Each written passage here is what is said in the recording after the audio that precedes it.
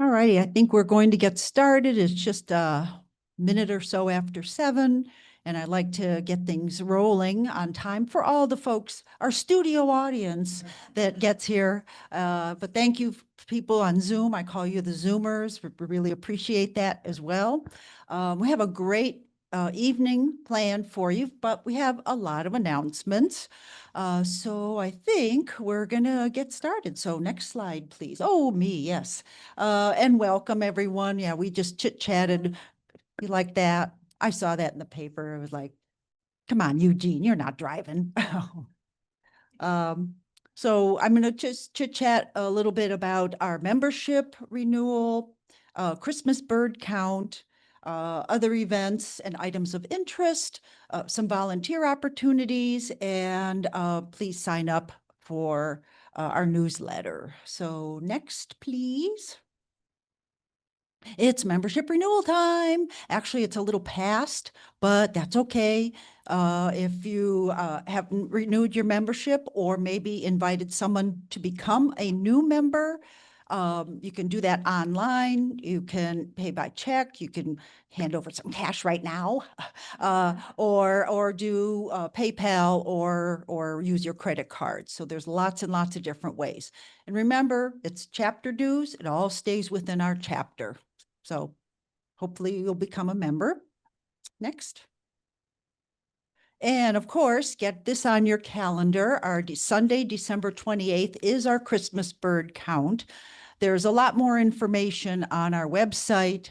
And the count circle is called the Lakewood Circle, even though it is not centered in Lakewood. That's just the name of it. And it covers a lot of the lakefront.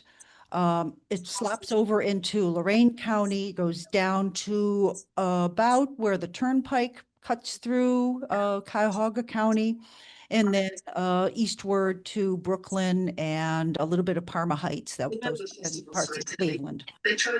So I'm the coordinator, compiler for that, and we have lots and lots of areas to cover, either on foot.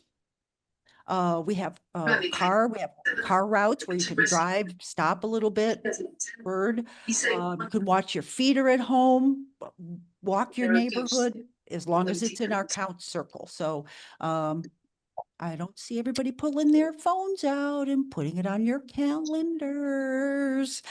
All right, you two at home too, okay? All right, next, please. And just a couple quick things that come across our Audubon site. On YouTube, by the way, has anybody watched Listers, A Glimpse into Extreme Birding? It's a free, yeah. It is for mature audiences. The F-bomb is used a lot, but it's very interesting. Two brothers, never been birding before, got kind of sucked into learning about big days, or I'm sorry, big years. And it's quite interesting. I like the ending though. It really there are some questions that are brought up. So again, watch it on YouTube. It's free. And again, but be careful who's watching it with you. October Big Day, which is also International Migratory Bird Day, which is also our second Saturday bird walk, Saturday, October 11th. Lots of things to celebrate. But if you do submit an eBird list, that would be great. Take a look at some of the eBird lists that are submitted from India and Africa and South America, Mexico. It's just really a lot of fun, especially the photographs. You're like, wow. And then 25, 26 this winter may be a good finch eruption year, which means the food sources for finches, fruit eaters up further north is not very good. So the birds may be moving down. So watch your feeders. Just make sure that you can identify things like evening grosbeak, pine siskins, crossbills, things like that. That would be awesome. Oh, Bohemian waxwings. All right, got it? All right, so we might even get them on the Christmas bird count too. That would be exciting. We have done that in the past. Next, please.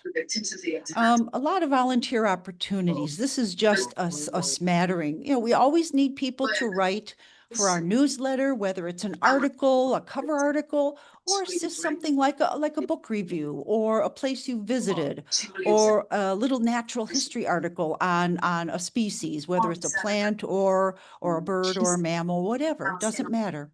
Photographers for our bird walks would be lovely. We sometimes don't have a photographer along with us, and it's just nice to get photos of our group in action. Things like the King of the Abandoned Building in with one of our urban birding trips. So that was fun. We always need to raise some funds and some friends too. So having some fun activities, brews and birds, or wine and birds, or wine with the birds, or whatever. Just get some creative juices flowing. And it doesn't have to be one person. It could be a nice, fun group to work on something like this. And then any volunteering for special events.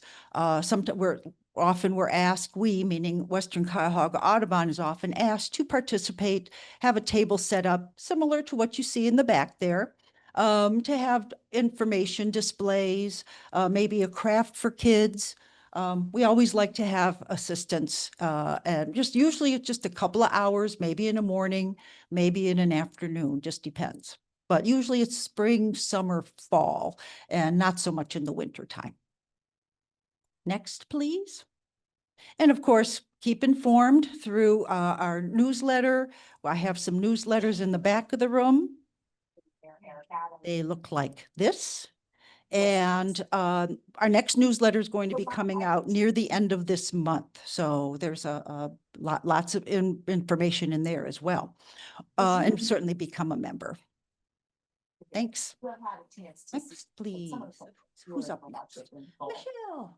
You worked in the DOJ office. What was your reaction to what you saw? All right. Hello, hello. Hi. Really quick, that is going to misbehave, the speaker. I might need to borrow your microphone. Okay. Before I get started, we do have 15 folks on Zoom.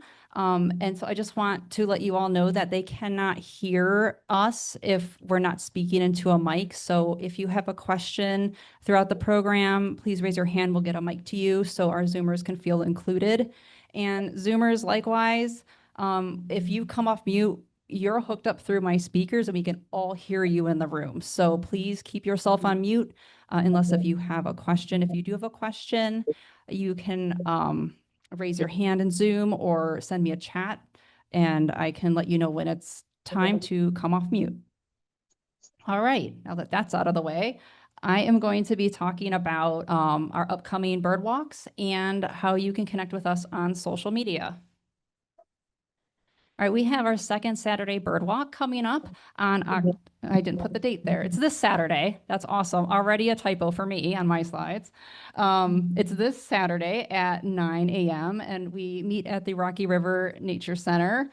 Bill Dininger, Dave Grasskemper, Ken Gober, and Al Rand are our leaders for that walk. And I have included a QR code right there. If you want, you can just hold up your phone and that'll take you right to our calendar event for that information. And then we have October 16th at 7 p.m. That's a Thursday, celebrating sparrow migration. I will be presenting another Zoom, this time on sparrow identification.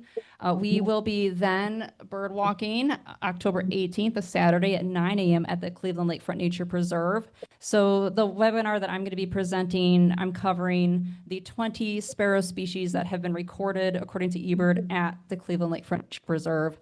So please join me for that webinar and also for the walk, or you can do one or the other or both. And then I will be leading that walk with Bill Dininger, Dave Grasskemper, and Nancy Howell. And then we have our Tremont Towpath Urban Bird Walk, October 25th at 9 a.m. We meet at the Towpath Public Parking Lot on Abbey Avenue, and Nancy Howell and Al Rand are our leaders for that walk. Please join us. And then we have Litchfield Wetlands Nature Preserve. This is not in October. This is November 1st, but we won't have our next speaker series before this, so I want to announce it now. Please join us at 9 in the morning at Litchfield Wetlands. There's the location address, and Al Rand will be our leader for that walk. And then please follow us on social media. We are on Facebook, we're on Blue Sky, Instagram, and YouTube. So please subscribe to our YouTube channel and you won't miss any of our online programs. All right, that's it for me. Thank you. Thank you so much, Michelle. Drina Nemes, our chair of our book discussion series, is not available to be with us this evening, but she left me detailed instructions. All right. So these are the selections for this coming book discussion season, which is season 6. And our very first one, October 21st, just a couple of weeks away, is a Thor Hansen book, or Core, I've also heard it pronounced, Close to Home. Very interesting. I love the book. It doesn't take you necessarily far away.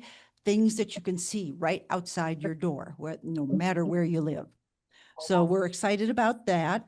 And then in January, we are rereading, or maybe some of us are rereading, the Wild America, the original, which was published 70 years ago. And I have a copy if anybody would like, because they're out of print. So the only place you can find them now is either Amazon, some of the books, different book sites that I don't think they're even at libraries either. So Wild America, that was the original kind of big year with Roger Tory Peterson and James Fisher, who was British. But then in April, Scott Weidensall did a return to Wild America, those same areas that were covered by Peterson and Fisher. So nice, interesting juxtaposition, seeing how things have changed, what's improved, what hasn't improved. So stay tuned. We hope that you can join us. Those are all via Zoom. Next, please. As I mentioned, Thor Hansen, that's Tuesday, October 21st at 7. It is only via Zoom, and we will be sending out additional e-blasts. We did send out a membership reminder about this evening and about a couple of the other things coming up. So we're excited about that. Next. A couple of other resources. We did read Thor's book, Hurricane Lizards and Plastic Squid, and that is on the past recordings at the very bottom. It says Audubon.org book discussions. So you have to look that one up. But Thor has his own website, and then of course you could watch YouTube with Thor discussing Close to Home. Next. All right.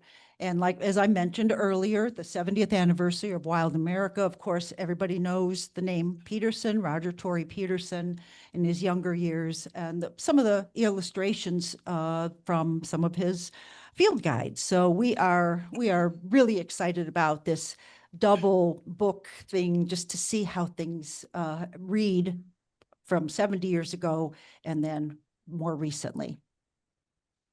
Next, please. Okay, Amanda is not here this evening either. Oh. You can give the spiel. Amanda, would you like to talk a little bit about the coffee? Yeah, can you hear me? Can you hear me? No? It's not coming through. Amanda, I see you're off mute on our side, but we can't hear you. I'm off mute. Yeah. Just go ahead and give it. Okay. I can Here monitor it. on Zoom. Go ahead. There we go. All right. So our organization does sell the Birds and Beans coffee. Actually, you place an order for Birds and Beans 4 times a year. The next order is going in on October 10th. So please have your order in by midnight, October 9th. But please notice that very, very first paragraph. We have been notified by Birds and Beans that the prices will probably be increasing due to tariffs. So this is the last time we'll have the prices that we have now. We don't know how much the prices are going to be going up, which is, again, very unfortunate. But still, Birds and Beans provides, it's bird friendly. It's the understory is the coffee plants, the tropical plants, the trees are left intact. Fair wages are given to the farmers. So it's organic. They're just, it's all good. All right. And we have a lot of these little coffee club cards at the back table. You can take one, but please grab a few, put them by your, in your church, in your community center, by a coffee pot, if you're, have a bridge club or something like that, and really talk it up. It would be really, really nice to have additional folks. And oh, by the way, once it's ordered and comes in to Amanda, she does deliver it to your home or to a meeting place. So you don't have to come and get it. We don't mail it to you. There is no, if we get a large enough order, we don't have to pay for shipping. Ha ha ha. All right, next. Wonderful. All right, so Climate Watch Coordinator Marianne Romito is here.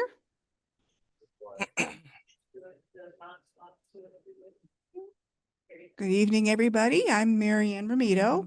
Thank you. Climate Watch. Is anybody here familiar with the program? Okay, we got a couple. Climate Watch is a program run by National Audubon, and I'm the Northeast Ohio coordinator. What we do is twice a year we go out and sometime during the period, for the wintertime, it's between January 15th and February 15th. And then we have one in the summerish, which is May 15th to June 15th. And we go out and we only have to count 5 different kinds of birds, or 6, I don't know. Goldfinch, the 2 nuthatches, bluebirds, and towhees. That makes 5. Okay. Now you can count, depending on which method you use for recording, you can record everything, but Audubon is really only interested in monitoring those 5 species in this area. If you were someplace in the Southwest, you might be counting Western bluebirds and other good birds out there, but not here. So they're counting them to see over the years how birds are faring, and maybe they're moving up north, or maybe they're moving south, whatever they're doing. So the monitoring is not difficult. You do 12 points, hopefully in a single day, for 5 minutes each, and you count how many birds you see or hear, and you record it, and then you send your findings into Audubon. And if you're interested in doing this, you can advance to the next slide. You can contact me at my email or my phone number there, and let me know if you want to do a square. So let me know. Thanks. You have a meeting tonight, too? No, this is So much, Marianne. Was there another slide that dealt with that? Was that it? Okay. Oh, perfect. All righty. So as far as Climate Watch, if you don't want to walk anywhere, you can just have a driving route, as long as you cover those 12 points. Drive, stop. I think they Oh. have to be what? What's the no, distance this between is them? 200 meters. Yeah. Not very far. So you can get a nice long stretch and do a bunch of points along that stretch. All righty. What I want to mention, of course, is a preview of our November speaker program. We are having the author and photographer Scott Harris talking about his big year looking for raptors. In his book, he has a book out called Raptor Quest, Chasing America's Raptors. So this is going to be Zoom only, because in November, December, January, February, and March, we will have no in-person meetings because the weather is sometimes yucky. It gets dark early, really early. I mean, what are we gee looking whiz, for? it's 7 o'clock and it's dark Oh, already. So, really? so throughout Hmm. the more wintry season, we are going to have all of our Oh, they're presentations just via visiting. Zoom, and his will be the first. And what's nice about doing Zoom sessions is I can pull people from all over, well, the world if need be. Okay. But I can't remember where Scott or Mr. Harris is from. I can't remember. So, but it's going to be really a great program. But we've got another great program this evening. Next, please. And of course, we have our own Harvey Webster talking about the totally awesome Virginia opossum, a natural and cultural history of our only native marsupial. Next, please. Harvey is best known for his role with the bald eagle breeding program through the Cleveland Museum of Natural History.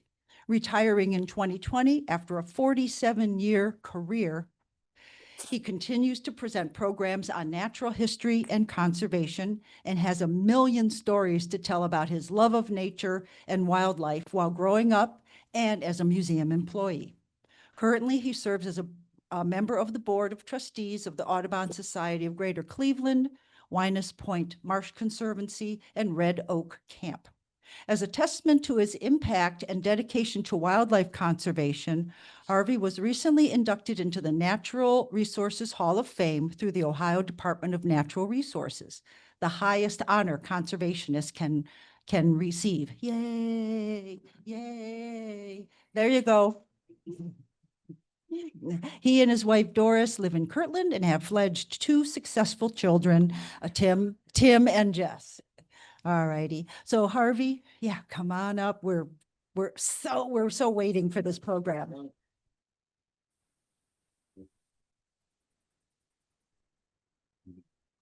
Yes. Just take a moment to get your presentation pulled up. Thank you all. This is a delight to be with you. Boy, I got to say, I am so impressed with the Western Cuyahoga Audubon Society.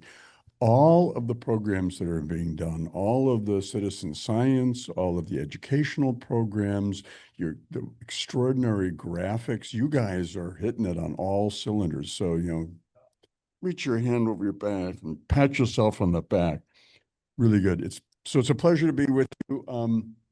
Yeah, I retired almost 5 years ago now, and so the first time I did this program, Michelle was asking. The program is entitled "The Totally Awesome Virginia Opossum 2." So what happened to the first one?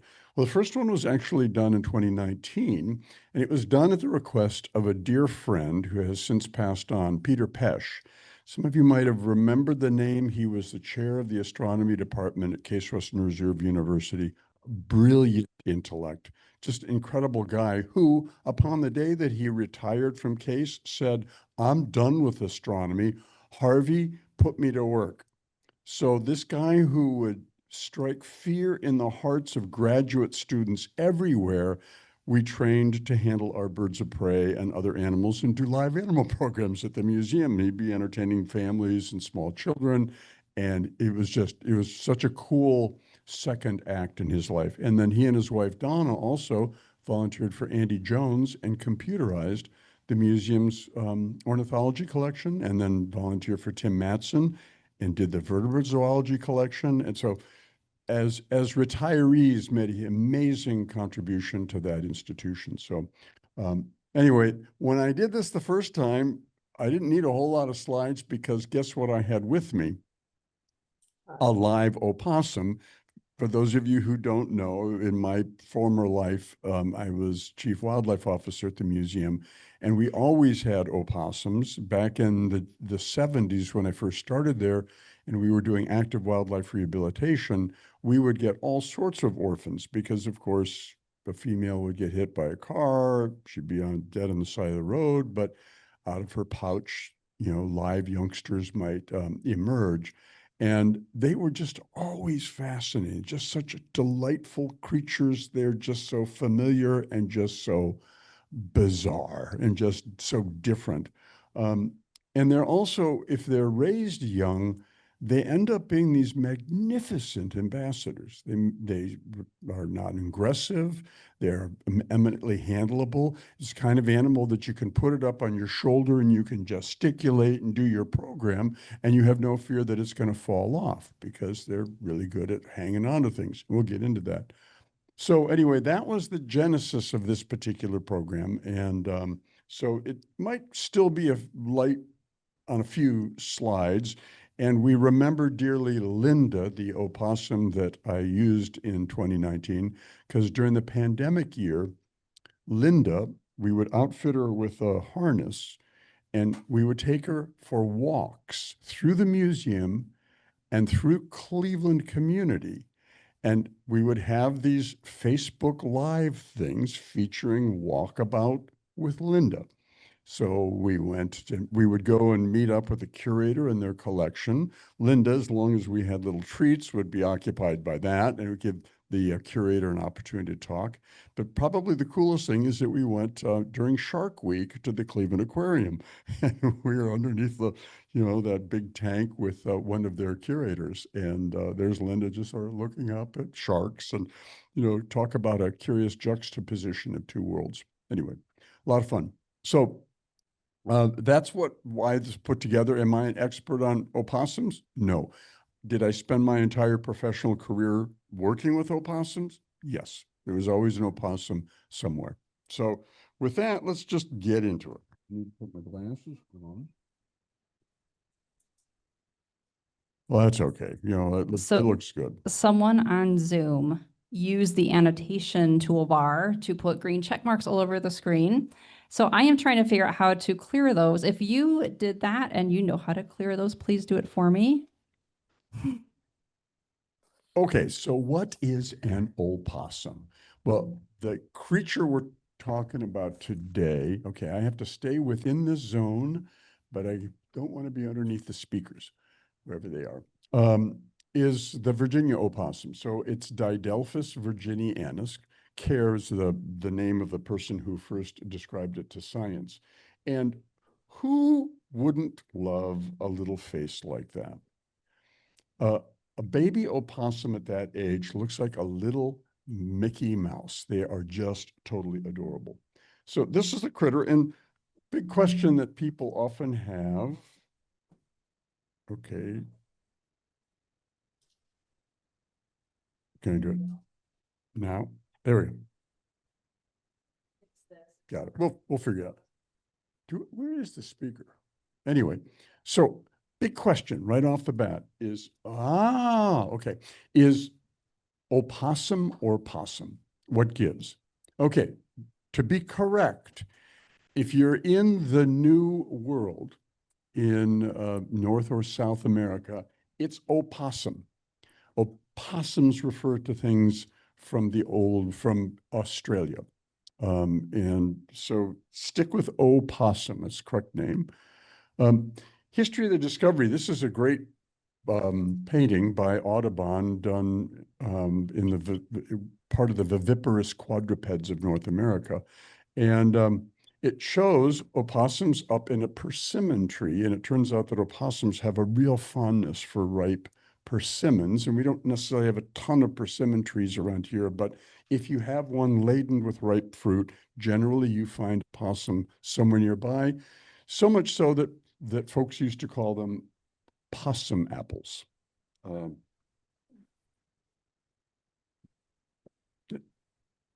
Okay, there you go. And they're just, here's a picture just, to show you that this is true. Anyway, when go back to, clearly the Native Americans knew all about opossums, but if you were a Native American that was up in northeastern Ohio, if you were one of the Whittlesey culture, maybe in 1550, would you have known about opossums? Only if you had been in trade with other groups for like their bones, because the Virginia opossum did not have a range that extended this far north at the time.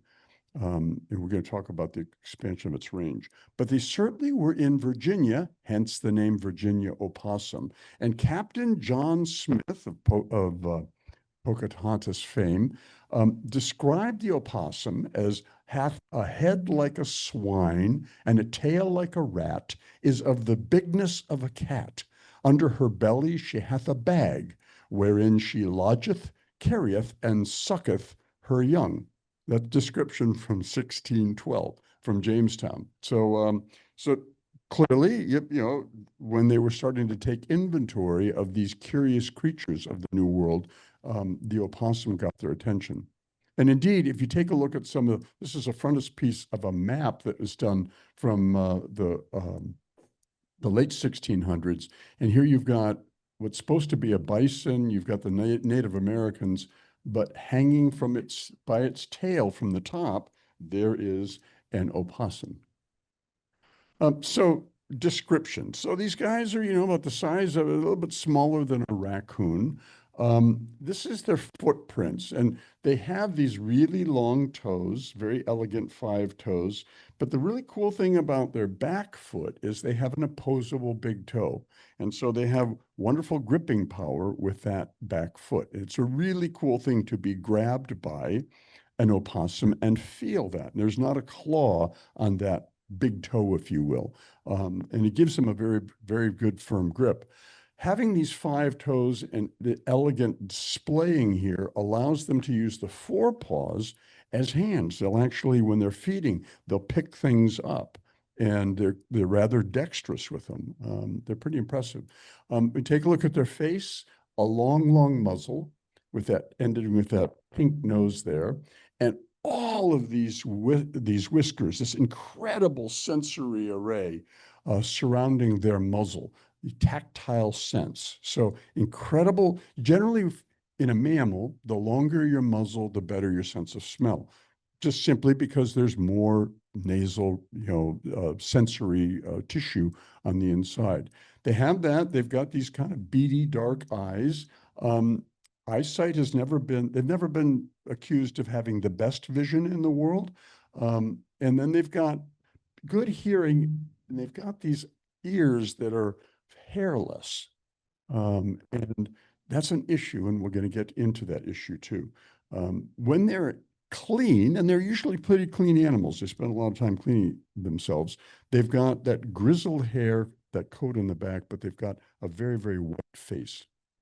And this is a really good look at it. And here you have an opossum doing what they do best. They can climb, and you can see that they're holding on with the wide gripping front feet, the opposable big toe, and then you see that hairless tail hanging out in the back. This is wintertime, and if this guy looks a little chilly, it's because he is. A real problem with the opossum is when their historic range, or the range at the time of European contact, was considerably further south. As they've expanded their range, they've encountered more and more severe winters. And they do not hibernate, and those ears and that tail make them incredibly vulnerable to frostbite because they just don't have the fur to keep them warm. The tail is widely known. They hang by their tail, right? And everyone thinks they hang by their tail all the time, like they're bats or something. They are not. They don't hang by their tail. Yes, as a youngster, they're capable of doing that. But for this picture, that's a staged picture. Someone took baby opossums and got them to loop their tail around there for a really cute shot. But the fact of the matter is that it's not something that they normally want to do. And as an adult, it's a challenge for the tail to support the entire weight of the body.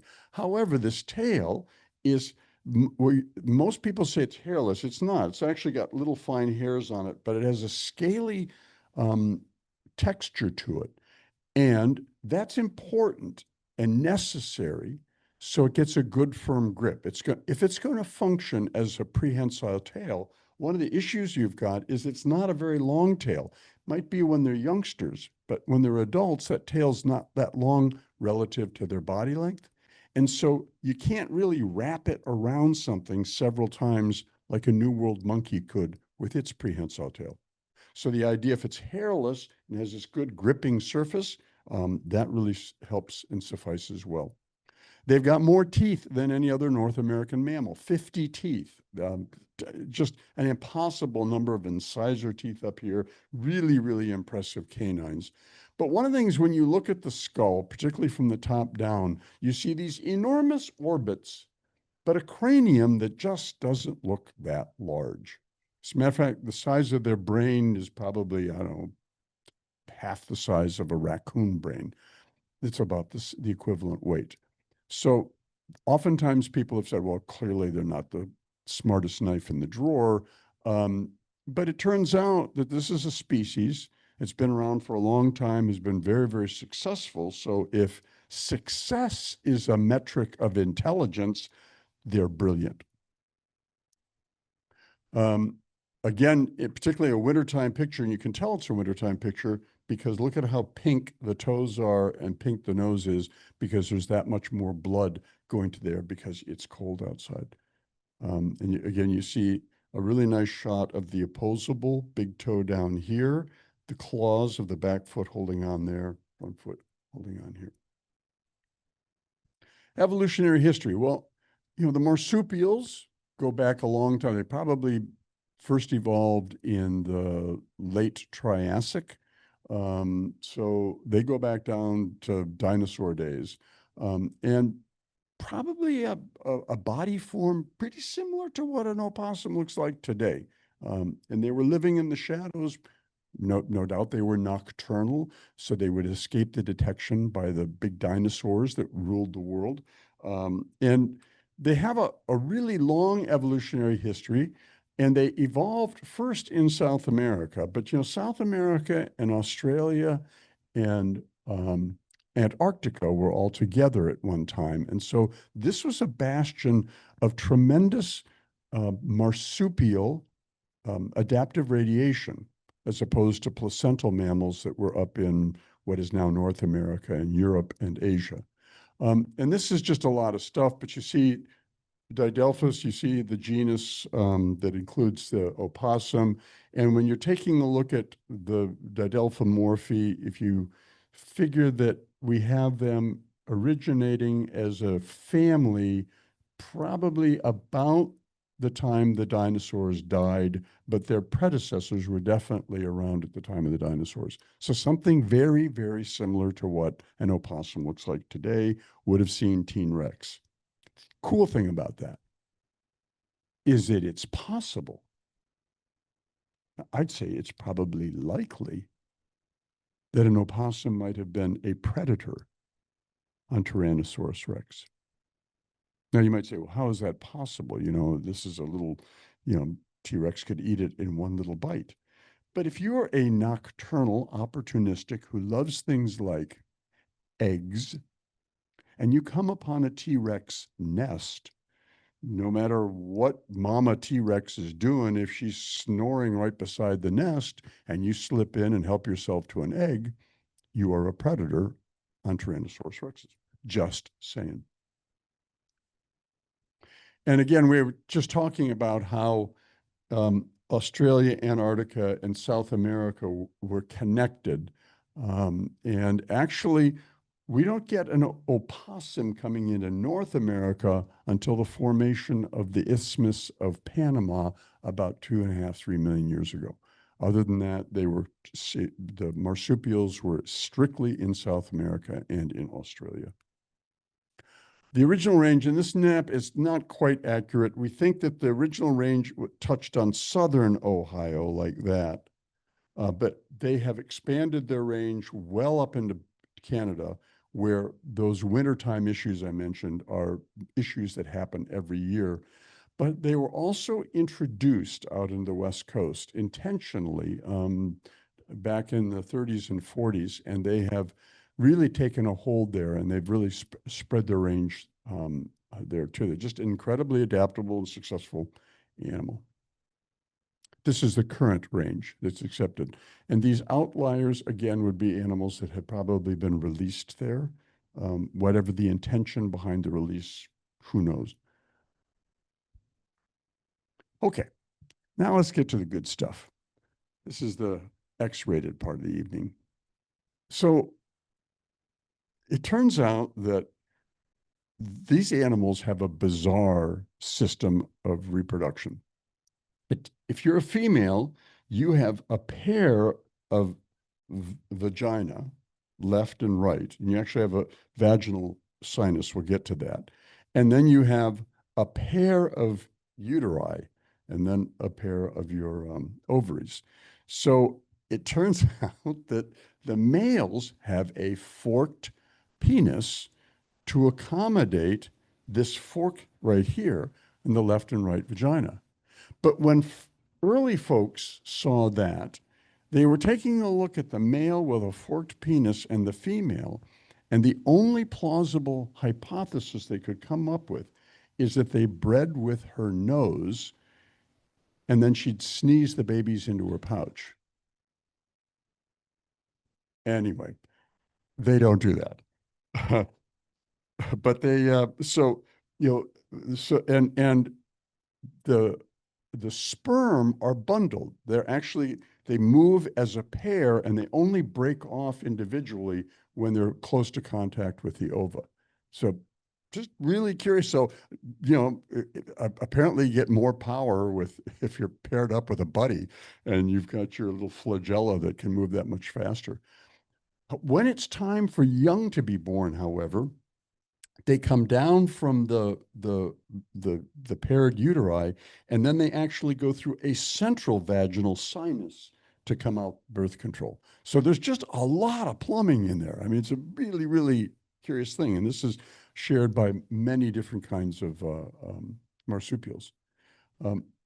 Then the female has on her belly, she's got this marsupium, which is a scientific name for the pouch, nice soft fur in there.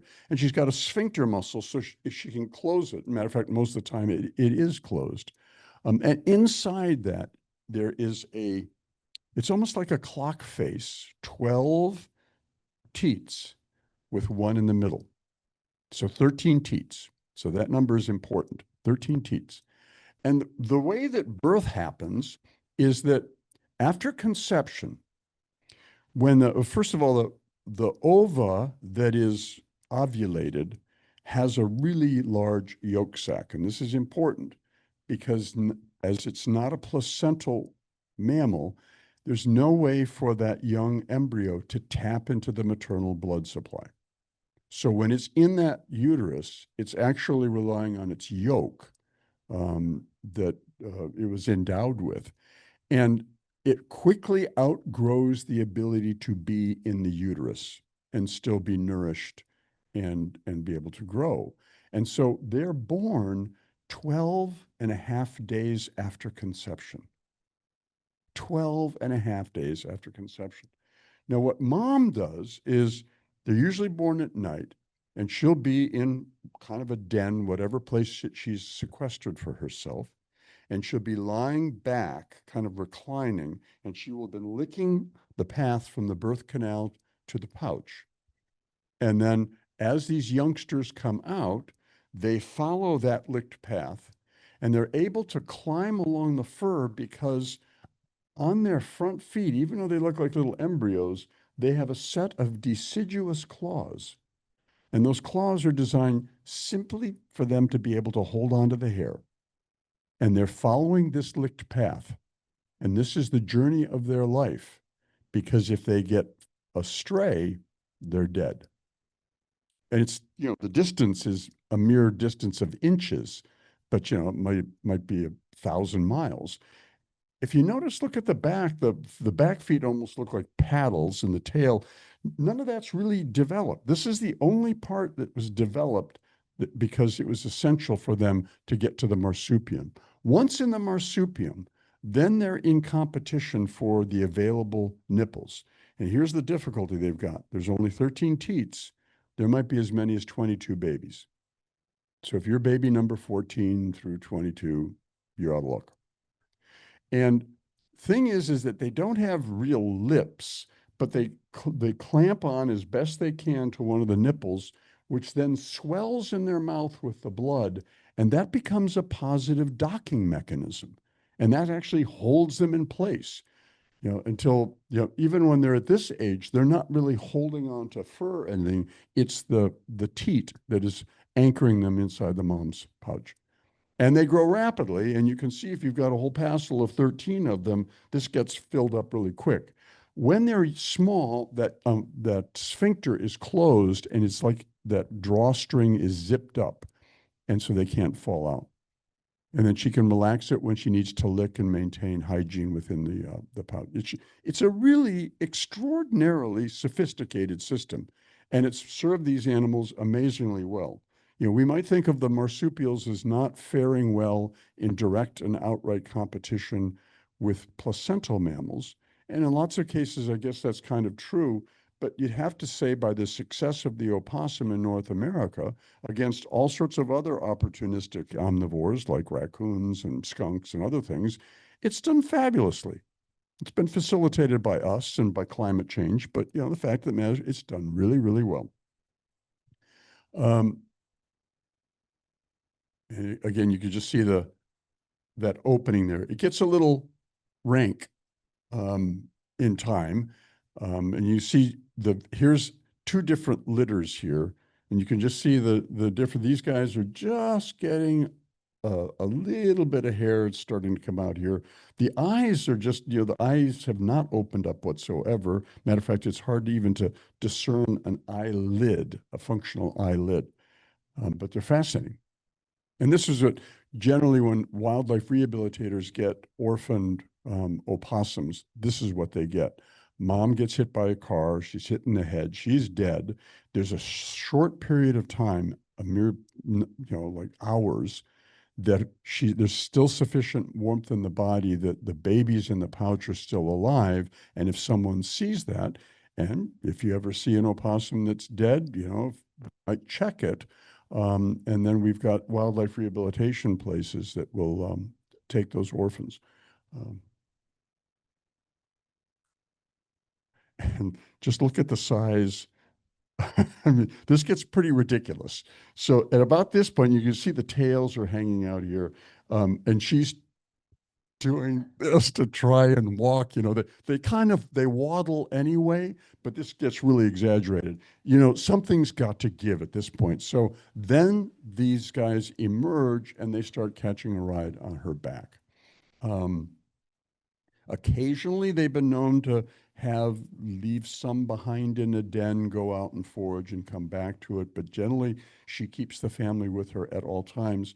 And what's nice about this is as she goes and forages and finds food, then the kids can come off her back and they can taste and discover this food for the first time themselves. So it's a nice training thing. It's probably a little more comfortable than having them underneath. Just a really impressive thing. But I just love this with the two tails. It looks like she's got a mustache. And they're clinging on for dear life because, you know, they've got great gripping power in all four limbs. And then they can wrap a tail around whatever there is to wrap a tail around. And then by the time they're about 3 months of age, they're off. They're independent. They look like little miniature editions of their parents. When we would encounter those in wildlife rehabilitation, those ones that have been just sort of weaned and cut loose from their parents, they would be wild animals. They would not tame at all, even though they were small in stature. Not, you know, when equivalent age raccoon you might be able to tame it or form a relationship with it. They were pretty one-dimensional and they were wild. But to catch them, particularly before the eyes have opened, and they would be tame and tame for life. Interesting too is that back in the bad old days when we didn't know any better, we would get little pet nursers and try and nurse these babies. But they really don't have lips and a sucking mechanism. They sort of swallow the nipple. And so now what rehabbers do is they actually have a syringe with a flexible tube that's got a mark on it, meaning that indicates the distance from the mouth to the stomach, and they just slide it on in and then depress the syringe, and just like that, you fill its belly with milk and you're done. So it's actually a lot more efficient, and there's less chance that they're going to aspirate any of that milk. Okay, so they're opossum ecology, they're nomadic. That they don't necessarily, like if they're in your neighborhood, they're not necessarily bound to your yard. They might, over the course of their life, and I should have said that their lives are pretty short. They have, for an animal their size, we see signs of senescence in the 3rd year. And if you get an opossum in captivity to make it to 4 or 5 years, that's a huge deal. We think maybe if you had no predation or disease, a 2-year lifespan might be the norm out in nature. So that's another curious thing, that they're an animal that sort of burns the candles so quickly, again, can be so successful.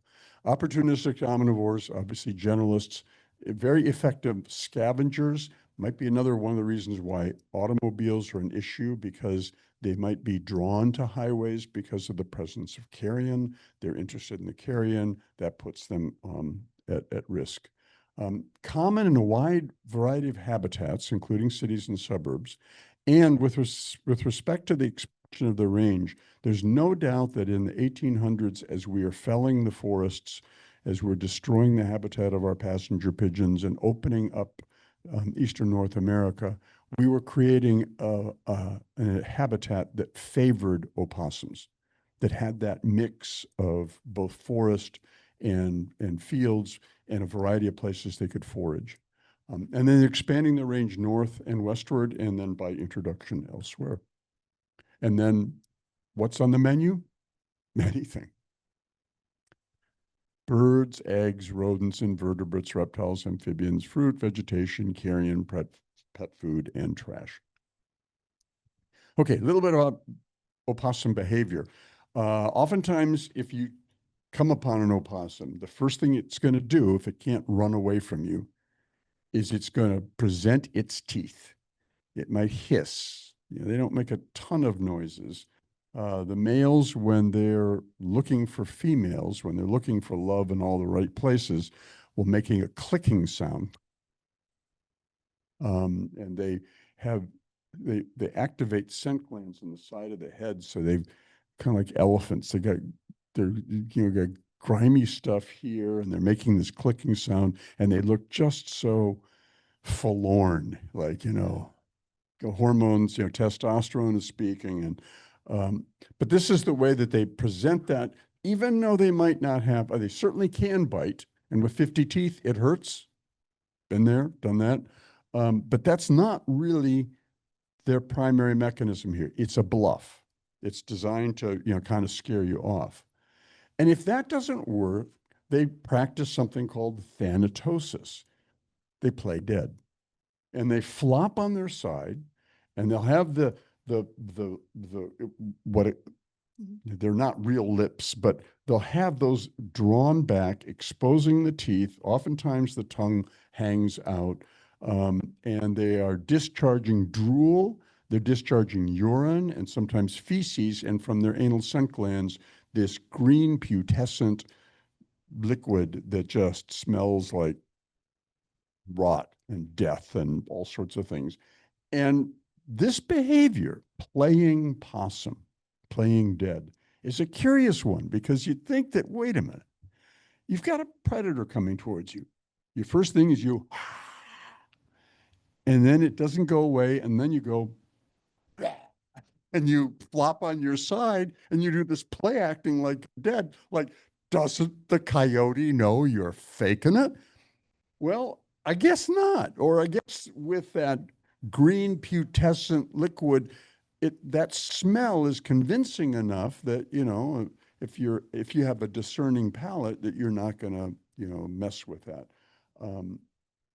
If an animal is really, really starving a predator, it's going to eat whatever it can. So this is not infallible, but by virtue of the fact that they still practice the behavior, what can you deduce about it? It's a very successful adaptation. So there are not a whole lot of critters that do it. Sometimes if you went and you pick it up, it would literally be rigid and lifeless.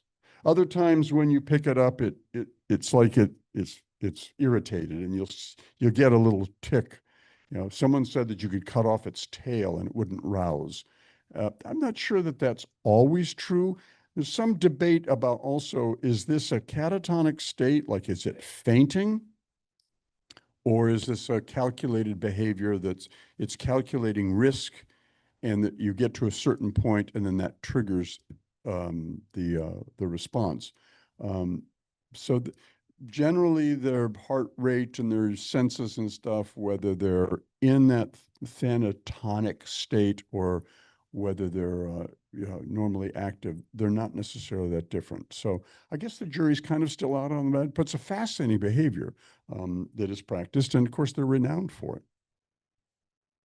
Okay, opossums and ticks. You will hear that we should all encourage ticks everywhere because ticks are vacuum cleaners. I mean, opossums are vacuum cleaners for ticks. So they definitely eat a lot of ticks when they're grooming. And there was a study done at the Cary Center for Ecosystem Studies on some captive opossums, and they were noticing the fact that the ticks were consumed. They were groomed off and consumed. And they tried to do one of these thought experiments where they, would extrapolate from that. And they said, wow, given the number of ticks we saw here, these guys could probably be eating thousands of ticks a year, each opossum. And so then that's gotten into the popular thinking that they are in fact these hoovers for ticks. It turns out though, when you actually look at stomach contents of wild opossums, you don't see a whole lot of ticks. So the actual field evidence to back that up. So it's a cool claim. Love for it to be true, but I think that we need a lot more evidence of a belly full of ticks to think that they're in fact doing us. And then they are susceptible to some of those tick-borne diseases too. This is a really cool thing about them though. It turns out that opossums have a really nice immunity to pit viper venom. Now, if they're bit by a coral snake, they're dead because they're not pit vipers. But for all of our like cottonmouth and copperheads and rattlesnakes, the pit vipers, those, it turns out they could take a direct bite and it will not kill them. And this is probably handy because guess what they eat? Snakes. So they're inclined to eat snakes, and they apparently have an immunity that protects them when they're in that endeavor. When they're small, they could very much be the prey of snakes. Definitely one of those little Mickey Mouse opossums is something that an eastern diamondback rattlesnake, I'm sure, would love to make a meal of. But that's just a really cool, curious thing. And by the way, pit vipers get the name because there's this deep pit between the eye and the nostril, and that's their heat sensing pit. And they do this really cool thing where they do a thermal overlay of what sort of the infrared vision of what's in front of them as detected by the pair of pits. And that's overlaying in the brain from what the eyes are seeing. So as you're looking around, you would theoretically see something, a glowing spot, if it's warmer than its surroundings, like a warm-blooded animal. So really cool adaptation if you're a pit viper. Opossums and rabies. There's the chart. I know only of one rabid opossum, rehab center in Southern Ohio. Usually with something like an opossum, if it was bitten by a rabid animal, it wouldn't survive the encounter. They are not basically considered to be a carrier of rabies. So unlike our raccoons and skunks, which are huge, and we actually put out bait blocks to try and immunize our native raccoons to prevent the spread of raccoon rabies. Famous opossums. Well, there's lots of famous opossums, but if you were a fan of Walt Kelly and his strip Pogo, Pogo was his hero, and Pogo was an opossum. Maybe you remember about 10, 12 years ago, Heidi, the cross-eyed opossum. This was I think at a German zoo, and this was all over the internet, and everybody wanted, just thought this so curious that this animal is cross-eyed. Well, it turns out that any captive opossum will get cross-eyed if they're overfed. So they have a metabolic rate that's about 2/3 that of, again, an equivalent size raccoon. So if you fed a diet consistent with the same size raccoon, they're going to get fat, and they're going to have these big fatty deposits behind their front legs, and they're going to have fatty deposits in their tail, and the tail gets grotesquely swollen with fat. And they lay down fatty deposits on the outside of the eyes, giving them that cross-eyed appearance. Yeah. And then we have the Cleveland Browns rally possum. And this was a Cleveland Browns game, again, I think it was about 8-9 years ago, where fans in the stand, there was an opossum, and someone grabbed it by the tail, and they escorted it outside. And so it became a big thing. And the Browns went on to win that day. Doesn't happen very often. And so the rally opossum was born.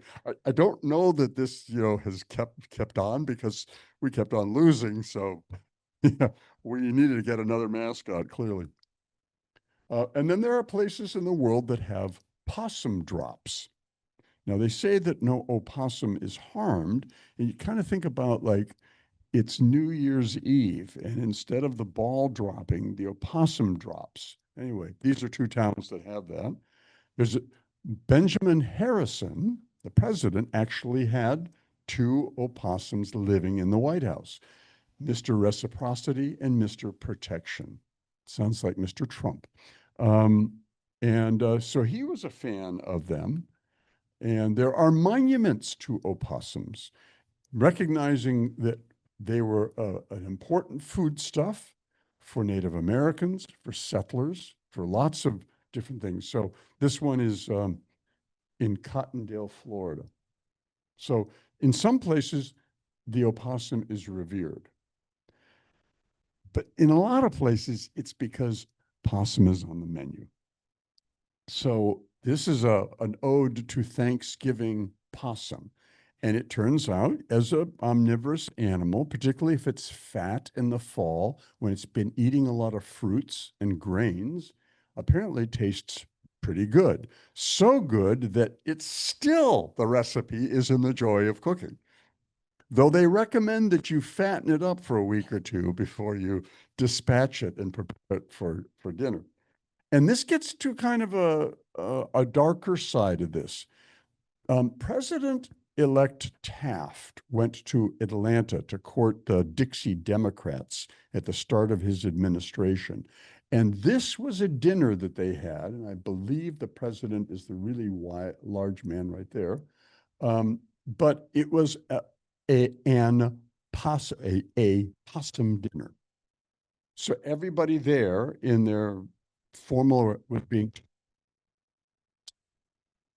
and it turns out that that this was a big part of life in the South.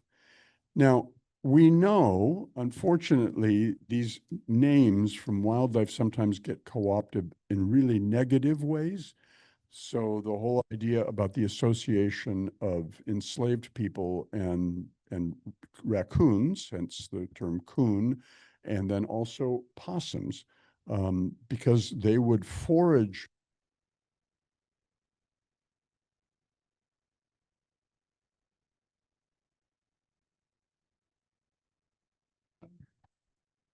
Back. They would be an important sources of protein to augment the meager diet that they got working on the plantations down there. But it turns out that in the late 1800s, in the rise of Jim Crow, the white folks co-opted the possum dinner. And actually it was associated with things like the Ku Klux Klan. And you would have all of these incredibly respectable things. They're serving up opossum. You think that might be innocent and harmless, but in point of fact, it was supported by this culture of Jim Crow and of segregation. And so that's kind of a negative part of that. Problems with opossums. Well, I don't think anybody really ever has much of a way of an opossum problem unless they invite it upon themselves. If you're doing this at night, feeding your wayward cats, first of all, that cat should not be outside. Secondly, if you're putting food out there, expect that you're going to get all the wildlife in the neighborhood to come in and feed on it. And if you stop feeding, all of the animals who have become dependent upon that food are not going to be very happy with you, and they might take it out on your screen doors and your backyard. So there really isn't a problem with opossums. They're incredibly, they're kind of gentle animals. They don't threaten anything. They don't threaten anybody. They're not a problem with your pets. Unlike this animal that carries many of the same diseases as cats and dogs and is susceptible to them and then could potentially pass them on, this guy is not. He's not susceptible to canine distemper or feline distemper or parvo. So the idea is that, these guys are pretty cool animals to have around. So the takeaway, the Virginia opossum is your ideal visitor to your yard. They're quiet. They don't pick fights or leave foul odors unless they've played dead. Nor do they dig or claw. Instead, they waddle in, eat a rodent, scarf down some insects and snails, munch on some fallen fruit, and clean up any leftovers in the dog food bowl. Then they lumber away. And that's it. They get unfairly blamed for damage done by other animals. They are part of an ancient lineage that have survived to the present day due to their adaptations and adaptability. They are the totally awesome Virginia opossum. Now, I'm going to leave you with one thing. I did a book review recently, and I came across an amazing quote that just really stuck with me from this particular book. And it was from G.K. Chesterton from the 1800s. And the whole idea that you can find wonder, like your next book that you're going to be reviewing, Tor Hansen's book, is a fabulous book. And this whole idea that, we need to look elsewhere for the great examples of diversity and to be inspired. It turns out that there's a world of wonder everywhere, especially 1 foot out your back door. And so this was the quote: "The world will never starve for want of wonders, but only for want of wonder." And it's when we don't pay attention to what's around us and we don't see just how cool an opossum is. And it's always neat when you see in a muddy thing footprints, and there's that little back footprint of the opossum with the opposable big toe. And you see that it's part of these food webs and food chains. And it's part of the diversity of living things that we're part of.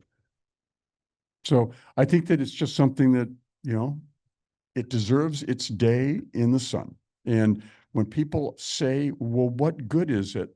That's not a valid question. What good are we?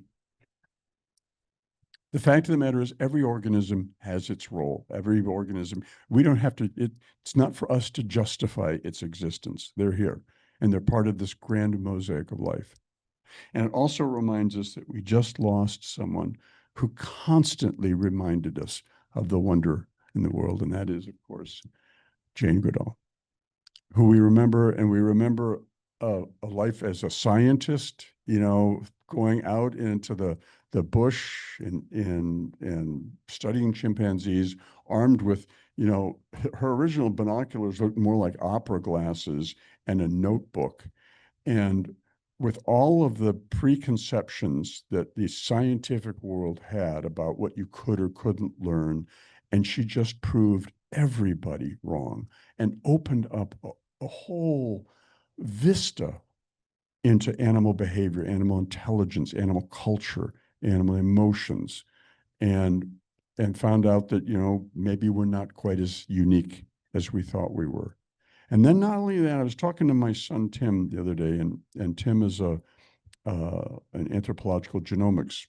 He's in primatology, and he's got that big book on the chimpanzees of Gombe. He said, that's still one of the absolute defining texts in primatology, because it's everything. It's genealogies. It's every animal's identified. It's every foodstuff. It's the interactions between. It's the Bible to a whole series of communities of chimpanzees, fully integrated in their environment. And so, as a scientist, really unparalleled. But then how she transitioned to become a voice for the planet, an unbelievable conservationist and amazing humanitarian. And just, I think about, there's Netflix has that thing called Last Words. I don't know if you've caught it yet, but she filmed apparently within the last year. The point of the program is they sit people down and they interview them when you're very, very late in your life, so that, what do you want people to know? And, one of her strongest messages is to have hope, be of hope, be the hope in the world. Everybody makes a difference. What kind of difference are you going to make? Anyway, so we celebrate that remarkable gift to mankind, womankind, humankind, and the entire planet that was Dr. Jane Goodall. And I thank you.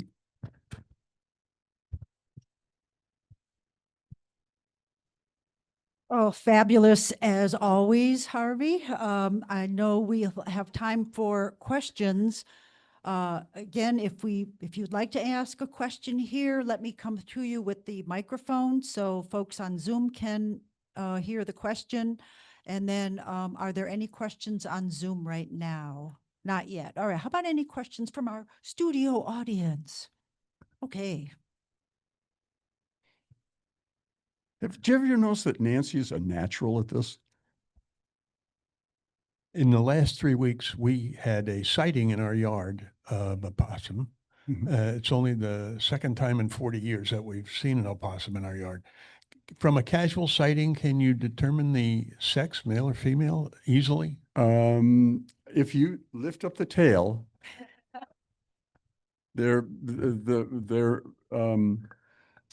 the scrotum is very conspicuous, but when they're actually moving, no, it's kind of, the males are substantially larger, but if you have nothing to compare it to, no, it's kind of hard to tell the difference. After the male does his thing, does he have any childcare responsibility? No, no, as a matter of fact, he's still clicking and he's looking for another female, and they can have as many as 3 litters a year. And, clearly the system, which seems to be like, 22 babies, there's only room for 13. It just seems like there's so much waste and so much potential for disaster and for error. It clearly works. I mean, they're turning out plenty of baby opossums to be able to replenish the population and then further expand it. Anyone else? Oh, good. Another question. You spoke of the difficulties of the bare tail and bare ears in the north, but do you have any insight in terms of what benefit they are for living in the south? Are there particular Well, definitely sensory? the bare tail being for the prehensile nature of the tail. So if you had a bushy furry tail, it no longer can be gripping because it's not long enough. If it was twice as long, but that didn't happen, whatever the evolutionary road that it took, it's interesting when you think about how things evolve. Your natural selection is an amazing thing, but you can only work with the toolkit that you got. And so their tails didn't get longer, and that would have been an issue anyway if you get too long about getting a blood supply out to it. So clearly it's a wonderful adaptation to have a prehensile tail, and that serves them very, very well. It's just as they encounter latitudes that they've never encountered before, that it poses these challenges. And we do see them missing parts of their tail in the northern part of the range due to frostbite, and having big gouges out of their ears or big scabby black things on the edge of the ears. Probably the ears are less important. I mean, the outer ear is a funnel for sound, but they are, at least with respect to feeding, really they are being driven by sense of smell. Anyone else here? How about anybody else on video, on Zoom? No, no one? Okay. Oh, I think there was one there first. I'm coming.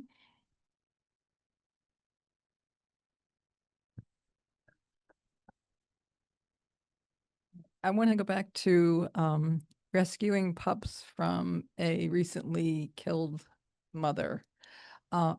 What exactly do you do? I encountered this a few years ago. It was not a good situation. It was 1:30 in the morning. I was wearing a dress. I saw somebody back out of a driveway and the possum went flying. It must have been inside the tire or something. And I went home for a second to get a shovel, and then I went back out because I didn't know what I was doing. Sure. And I wanted to check for pups, and I kind of tried to, but I was also cautious. I didn't know what I was looking for. And so there's that. What do they look like? And the other part is, do you pick up the whole animal and take it to a rescue, or do you try to No, remove the you pups? just take the, if Just- you take You the, can pull them out. and we call them joeys, Joey's, okay. reflecting their marsupial I nature. see, Yeah, you cute. just take them out and then try and keep, the big thing would be keeping them warm. Okay, And then getting them to a licensed wildlife rehabilitation center.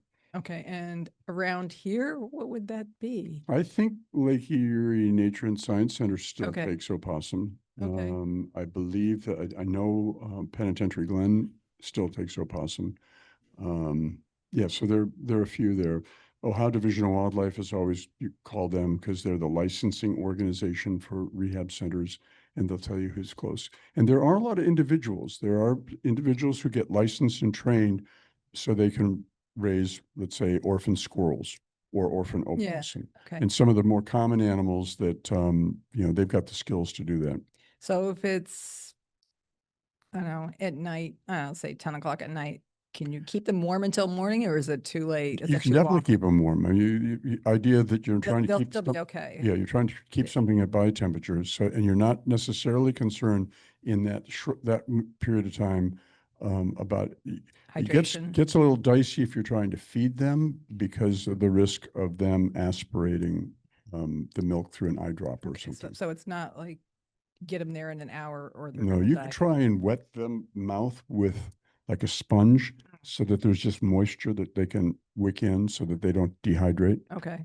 Just feel like there's so many No, I opportunities mean, for it it's, to happen. it's tough. It's like anything when you, Yeah, generally when those situations happen, it's not at a convenient time. And there No isn't a kidding. 24/7 wildlife rehab center nearby. thank you. Thanks. I think you had a question over here. Good questions. Keep them coming. Nancy's getting her exercise. You said that they were deliberately introduced on the West Coast. Just wondered, why did they do that? So there was some, I don't know that, in one account, people were suggesting that in the Depression, they were being introduced as potentially a foodstuff in places. But I haven't been able to actually find a real powerful, of, hey, we had this concerted campaign. We humans do a lot of strange things. And, when I started at the museum in 1974, I used to drive down Chester Avenue going west. And just before 55th Street, on the north side of the road, there was a house. In the side of the house, there was a telephone pole, and there was a chimpanzee chained to the telephone pole. When the USDA first passed, when the Animal Welfare Act was first passed, and they were signing up people that had exotic animals, I was talking to the guy and he said, well, you can't be that many places. You got the zoo and you got the museum and a few other places. Are you kidding me? In Cuyahoga County at that time, again, this is late 70s, there are probably as many as 500 households with big cats. Big cats, lions, tigers, people with bears. So and people have farms and stuff. There was a terrible place out in Hartsgrove that was in the news lately because the guy who ran it passed away, a heart attack. And on his farm, he had hundreds of coyotes, red fox, gray fox, of skunks, all these animals that he maintained to collect their urine, and he sold the urine for trappers to use. And because he was producing a product, they were considered farm animals. And so the regular welfare laws didn't apply. And many of them had to be euthanized. I know that there was all the rehab community came together to find homes for the rest of them. But I went and visited that place. The first thing I did when I left is I called the United States Department of Agriculture, and I called ODNR, and everyone else said, close this place down. This is a hellhole. But he had hundreds and hundreds and hundreds of exotic animals. Well, those were native animals, but not domestic animals. So who knows? Why do we have wild boar in southern Ohio? Because people brought them in intentionally they thought maybe it'd be a good animal to hunt. So history is replete with lots of examples where we do things that seems like a good idea at the time. And not just with animals too. So I was reflecting the other day with somebody, and we were talking about beech leaf disease and the scourge of beech leaf disease, and the fact that John Pagashnik, one of our most gifted naturalists locally, was the one who first discovered it in Lake County on a Lake Metro Park in 2012 and saw this, the banding and the crinkled nature of the leaves.